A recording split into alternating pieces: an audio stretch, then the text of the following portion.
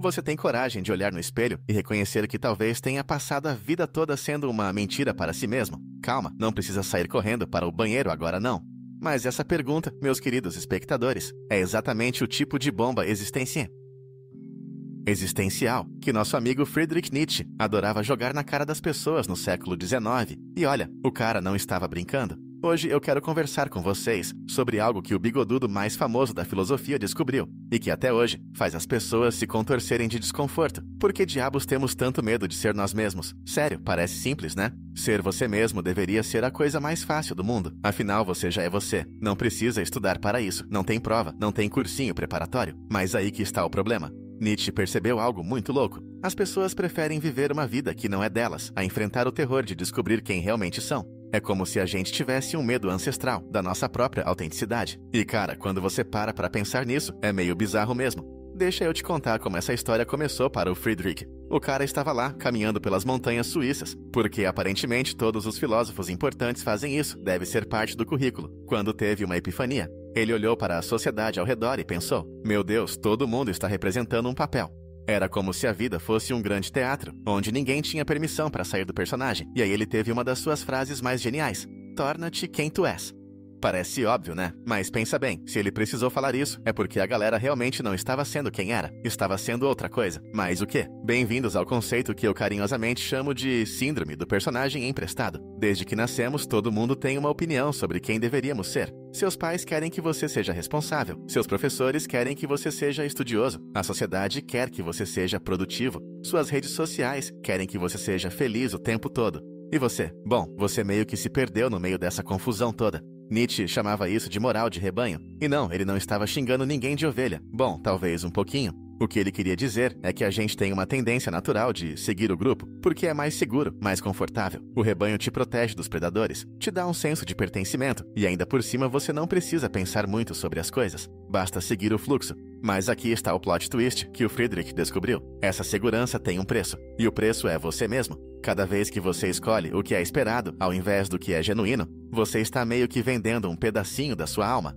Não literalmente, obviamente, não estamos em um filme de terror, mas você entende a ideia. O cara era brutal na sua honestidade. Ele disse uma vez: o indivíduo sempre teve de lutar para não ser absorvido pela tribo.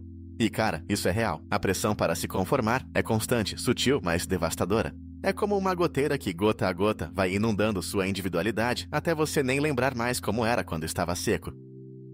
Agora, você pode estar pensando: tá, mas e daí? Todo mundo faz isso, não pode ser tão ruim assim.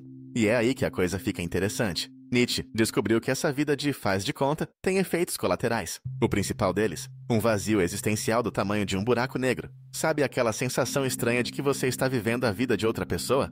De que você está assistindo um filme da sua própria vida, mas você não é o protagonista, é só um figurante. Isso é o que acontece quando você passa tempo demais sendo quem não é. Você desenvolve o que eu gosto de chamar de amnésia existencial. Você literalmente esquece quem você é. E o Friedrich, sempre otimista, tinha uma solução para isso. Ele disse: o que não me mata, me fortalece. Agora, antes que você saia por aí procurando sofrimento, deixa eu explicar o que ele realmente queria dizer. Não era sobre buscar dor, era sobre não fugir dela quando ela aparecesse naturalmente. Veja bem, a autenticidade dói. Não é um processo confortável. Quando você decide parar de ser o que os outros esperam e começar a ser quem você realmente é, as coisas ficam complicadas. Primeiro, você tem que enfrentar a si mesmo. E essa não é sempre uma experiência agradável. Segundo, você tem que lidar com a reação dos outros. E acredite, nem todo mundo vai aplaudir sua nova autenticidade. Nietzsche era bem realista sobre isso. Ele sabia que quem luta contra monstros deve ter cuidado para não se tornar um monstro. Em outras palavras, a busca pela autenticidade pode te transformar em alguém amargo, ressentido, se você não tomar cuidado. Não é sobre se rebelar contra tudo e todos, é sobre encontrar seu próprio caminho. Mas aqui está a parte engraçada. Mesmo sabendo de tudo isso, mesmo entendendo o preço da inautenticidade, a maioria das pessoas continua escolhendo a vida emprestada. Por quê? Porque ser autêntico é assustador pra caramba. É como pular de bungee jump existencial. Você sabe que tem uma corda, mas na hora do pulo, você só vê o abismo. Quando você decide ser genuinamente você mesmo, você abre mão de todas as suas desculpas favoritas. Não pode mais culpar os pais, a sociedade, as circunstâncias. Você se torna o único responsável pela sua vida, e isso é libertador e aterrorizante ao mesmo tempo. É o que Nietzsche chamava de amor fati.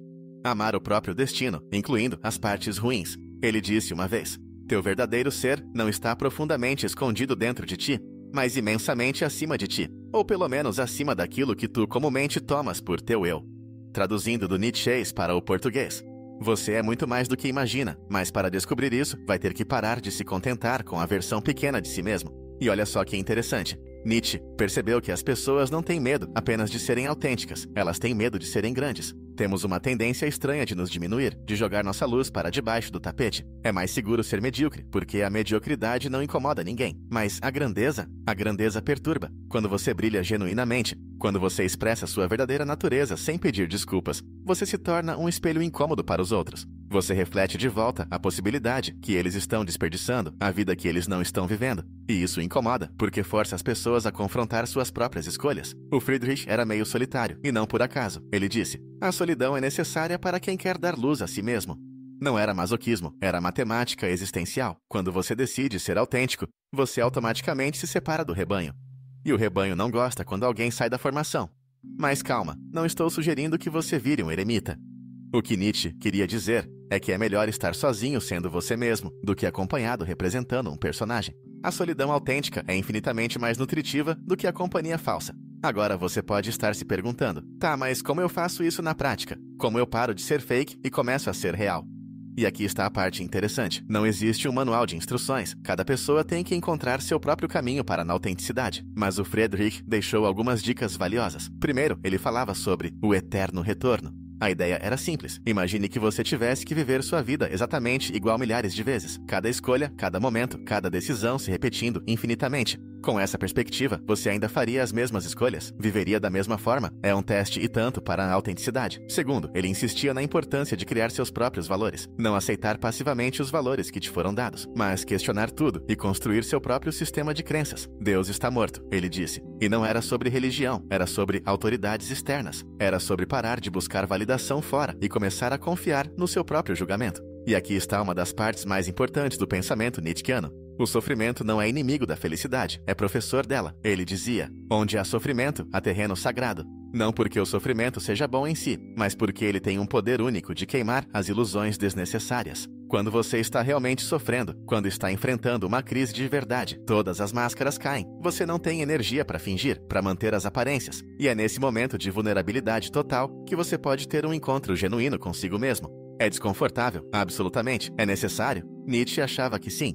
Mas não se preocupe, não estou sugerindo que você procure sofrimento como hobby. O que estou dizendo é que quando ele aparecer, e ele vai aparecer porque faz parte do pacote humano, você pode escolher como se relacionar com ele. Pode tentar escapar, negar, distrair-se, ou pode abraçá-lo como uma oportunidade de crescimento. A verdade é que Nietzsche descobriu algo que a psicologia moderna confirma. A evitação do sofrimento frequentemente causa mais sofrimento do que o próprio sofrimento. É como tentar não pensar em um elefante rosa. Quanto mais você tenta, mais o elefante aparece. E aí vem uma das reflexões mais profundas do nosso filósofo favorito. Será que você tem coragem de amar sua própria vida? Não a vida que você gostaria de ter, não a vida perfeita que você vê nas redes sociais, mas sua vida real, com todos os seus defeitos, frustrações e imperfeições. Isso é amor fati, amar o destino, aceitar a vida como ela é, enquanto trabalha para melhorá-la. Nietzsche percebia que a maioria das pessoas vive em guerra com a própria existência. Sempre querendo estar em outro lugar, ser outra pessoa, ter outras circunstâncias. Mas enquanto você está ocupado rejeitando sua vida real, você perde a oportunidade de realmente vivê-la. E aqui está o paradoxo mais interessante de todos. Quanto mais você aceita quem você é, mais você se torna capaz de mudança genuína. Quando você para de lutar contra si mesmo, quando você faz as pazes com suas imperfeições, você libera energia para crescer de verdade. É como a areia movediça. Quanto mais você luta, mais afunda. Quando você relaxa e aceita, você consegue sair. O Friedrich também tinha uma visão interessante sobre relacionamentos. Ele disse: quando se ama alguém, deve-se amar até mesmo os seus defeitos. E isso vale principalmente para o relacionamento que você tem consigo mesmo. Você consegue amar seus próprios defeitos? Consegue aceitar suas limitações sem se tornar complacente? Esta é uma das artes mais difíceis da vida, o equilíbrio entre aceitação e crescimento. Aceitar-se como você é hoje, sem desistir de se tornar quem você pode ser amanhã. É como ser seu próprio melhor amigo e seu próprio técnico pessoal ao mesmo tempo. E sabe o que é mais engraçado? Nietzsche descobriu que quando você para de tentar impressionar os outros e começa a viver genuinamente, você naturalmente se torna mais interessante. A autenticidade tem um magnetismo próprio. As pessoas são atraídas pela verdade, mesmo quando ela é imperfeita, porque num mundo cheio de falsidade, a genuinidade se destaca como um farol na escuridão. Mas atenção, ser autêntico não significa ser rude, insensível ou destrutivo. Nietzsche era claro sobre isso. Tornamo-nos nós mesmos não através da violência, mas através da sutileza. A verdadeira força não está em destruir tudo ao redor, mas em construir sua própria vida de acordo com seus próprios valores. É uma jornada longa, às vezes solitária, frequentemente desafiadora. Mas aqui está a coisa mais incrível. Cada passo na direção da autenticidade é um passo na direção da liberdade. E a liberdade, como Nietzsche sabia muito bem, é ao mesmo tempo a coisa mais assustadora e mais maravilhosa que existe. Então, meu querido espectador, volta à pergunta inicial. Você tem coragem de ser quem realmente é? Porque, no final das contas, como disse o próprio Nietzsche, quem tem um porquê para viver pode suportar quase qualquer como. E talvez, só talvez, seu porquê esteja esperando você ter coragem suficiente para ser genuinamente você. Se este papo com Nietzsche mexeu com você tanto quanto mexeu comigo, se você reconheceu alguns pedaços de si mesmo nessa jornada pela autenticidade, então você pertence a esta comunidade. Aqui não falamos sobre filosofia para parecer inteligentes. Falamos sobre ela porque acreditamos que pensar profundamente sobre a vida pode transformá-la. Se você também acredita que existem conversas que valem a pena ter, reflexões que valem a pena fazer e que a vida é complexa demais para respostas simples, então seja bem-vindo à nossa tribo de questionadores. Inscreva-se, ative o sininho e vamos juntos explorar os territórios mais profundos da mente humana. Porque, como diria Nietzsche, você tem que ter caos dentro de si para dar à luz uma estrela dançante. E aqui nós celebramos o caos que nos torna humanos.